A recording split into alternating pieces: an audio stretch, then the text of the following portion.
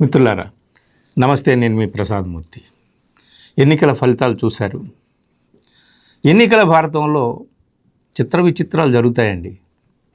ఎన్నో విన్యాసాలు మనం చూడాలి. కానీ ఒక విషాదం ఈ ఎన్నికల ఫలితాల్లో నేను గమనించింది ఏమిటంటే, తొలిసారి మన భారతదేశంలో ఏ ఒక్క రాష్ట్రంలో కూడా వామపక్ష ప్రభుత్వం లేకుండా అయిపోయిందండి. తొలిసారి అంటే 77 నుంచి ఇప్పటి వరకు. 77లో లెఫ్ట్ ఫ్రంట్ ప్రభుత్వం వెస్ట్ బెంగాల్లో ఏర్పడింది జ్యోతిబాసు నేతృత్వంలో. 34 సంవత్సరాల పాటు అక్కడ కొనసాగింది.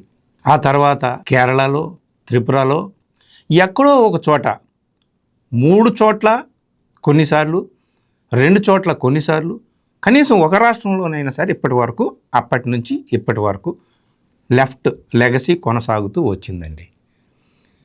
ఇప్పుడే ఫస్ట్ టైం వామపక్ష ప్రభుత్వం లేని దేశంగా మన దేశాన్ని మనం చూడాల్సినటువంటి పరిస్థితి వచ్చింది. ఇది వామపక్ష శక్తులకు, వామపక్ష భావాలు ఉన్నటువంటి, సెక్యులర్ భావాలు ఉన్నటువంటి వారికి కొంచెం విషాదకరమైనటువంటి వార్తే. ఎన్నికల రాజకీయాల్లో ఇలాంటి విషాదాలు మనం తట్టుకోవాలి. ఇప్పుడు ఒకసారి లెఫ్ట్ లెగసీ గురించి చెప్పుకుందామండి. నేను చెప్పాను కదా, 34 ఇయర్స్ వెస్ట్ బెంగాల్లో వామపక్ష ప్రభుత్వం అధికారంలో ఉంది. అంతకుముందు ఆ 77 కంటే ముందు 57లో కేరళలో ఈఎంఎస్ నంబూదిరిపాద్ నేతృత్వంలో కొద్ది కాలం పాటు ప్రభుత్వం ఉన్నప్పటికీ కూడా జ్యోతిబాసు నేతృత్వంలో వామపక్ష ప్రభుత్వం వెస్ట్ బెంగాల్లో 77లో ఉనికిలోకి వచ్చింది. ఆయనే అనేక సార్లు సీఎంగా ఉన్నారు. తర్వాత 2000లో ఆయన బుద్ధదేవ్ భట్టాచార్యకి ప్రభుత్వాన్ని అప్పగించారు.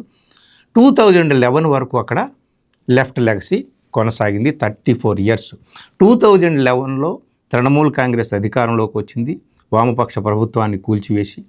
2011లో, 2016లో, 2021లో 3 సార్లు మమతా బెనర్జీ నేతృత్వంలోని తృణమూల్ కాంగ్రెస్ అక్కడ ప్రభుత్వాన్ని ఏర్పాటు చేసింది. ఇప్పుడు తృణమూల్ కాంగ్రెస్ కూడా అధికారాన్ని వదులుకోవాల్సినటువంటి పరిస్థితి అక్కడ వచ్చింది. చాలా చోట్ల యాంటీ ఇన్కంబెన్సీ అనేటటువంటిది బలంగా పనిచేసినట్టుగా అనిపిస్తోంది ఈ ఫలితాలు చూస్తూ ఉంటుంటే. మిత్రులారా, ఇప్పుడు లెఫ్ట్ లెగసీకి మనం వస్తే బెంగాల్ పరిస్థితి అలా ఉంటే కేరళ పరిస్థితి ఏమిటి?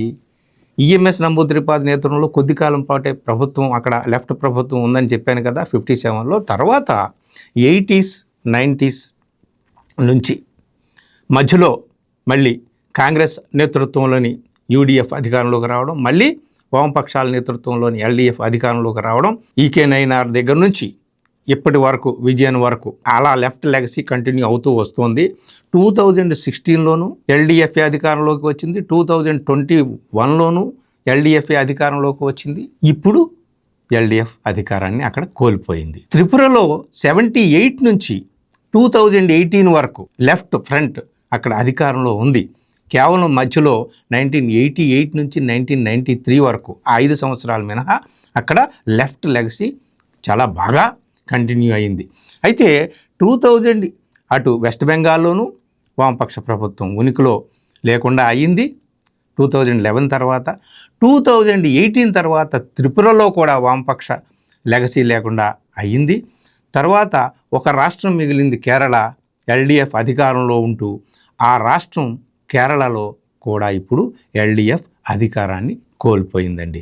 అంటే తొలిసారి ఈ భారతదేశంలో లెఫ్ట్ ఫ్రంట్ అధికారం లేకుండా ఉండడం అనేటటువంటిది, ఒక్క రాష్ట్రం కూడా లేకుండా ఉండడం అనేటటువంటిది ఇప్పుడు తొలిసారి ఈ సందర్భాన్ని మనం చూస్తున్నాం. ప్రజా సమస్యల మీద పోరాడేటటువంటి వామపక్ష శక్తులు అధికారంలో ఉంటే బాగుంటుంది అని ఆశించేటటువంటి వారికి ఇది ఆశాభంగం, విషాదకరమైనటువంటి వార్తే కావచ్చు. కానీ ఇది ఎన్నికల భారతం, ఏమైనా జరుగుతుంది. ఇక వెస్ట్ బెంగాల్లో ఏం జరిగింది ఏమిటి అనేది తర్వాత మనం మాట్లాడుకుందాం. ఏది ఏమైనా ఇదండి, దశాబ్దాల తర్వాత 77 తర్వాత తొలిసారి ఏదో ఒక రాష్ట్రంలో వామపక్ష ప్రభుత్వం ఉనికిలో ఉండేది, ఇప్పుడు ఒక్క చోట కూడా ఉనికిలోకి లేకుండా అయిపోయింది.